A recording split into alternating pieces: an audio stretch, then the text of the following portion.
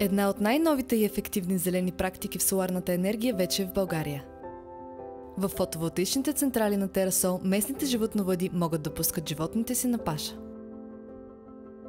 В много държави вече има термин за този синхрон между зелена енергия и животновъдство – соларни пасища.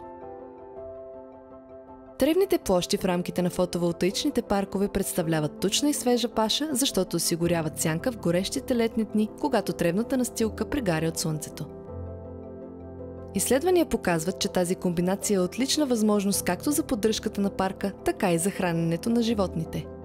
Наблюдава се и по-висока хранителна стойност на тревата. Съвременните соларни паркове са напълно синхронизирани с условията, необходими за животновъдите и в хармония с природата.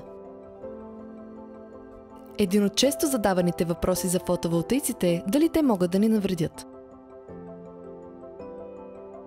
Краткият отговор е не. Няма изследване, което да доказва негативни ефекти върху хората, животните или природата. Terasol Energy – енергия от слънцето в хармония с природата.